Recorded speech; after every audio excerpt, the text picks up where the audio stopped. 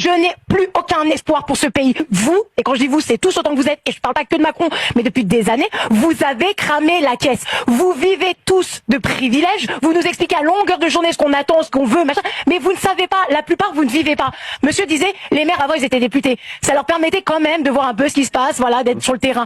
Mais vous êtes complètement déconnectés. Et quand on vous dit ça, c'est, vous êtes des magots, vous êtes populistes. Mais non, c'est la vérité. L'autre fois, j'entendais le débat, oui, Jordan Bardella n'a jamais travaillé de sa vie. Ouais, ok, c'est vrai. Mais monsieur Mélenchon, il a travaillé à l'usine. J'étais pas au courant. D'accord? François Hollande, il a travaillé?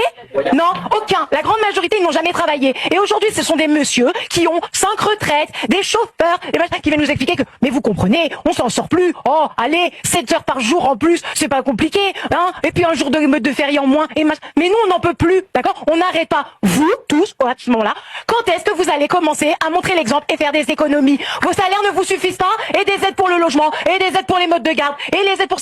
Mais c'est plus possible en fait. Et quand on vous dit ça, alors qu'on le dit tous, on peut prendre le micro, on va tous dire la même chose, c'est mais vous êtes des magots, mais vous êtes populistes. Non, c'est juste qu'il y en a marre. Nous, on gère pas, alors qu'on tire le diable par la queue, d'accord? On fait avec ce qu'on a et on s'en sort pas. Et vous avez les tickets de la bourse, vous avez l'argent à foison sans même devoir rendre de compte, et vous cramez la caisse. Et après vous nous dites, excusez-moi, mais on a découvert, là va falloir nous donner parce que nous on s'en sort plus. Mais c'est plus possible en fait. Et ça c'est à tous les niveaux. Et quand j'entends, non moi je signe pas cette loi parce que ça c'est le RN, alors par principe, je suis d'accord, hein. Comme là le monsieur, c'est ce qu'il disait, la loi pour l'endométriose. Mais à quel point c'est ridicule en fait. Mais vous vous rendez compte un petit peu de l'image que vous donnez? Moi mes parents c'est des boomers, d'accord? Typiquement.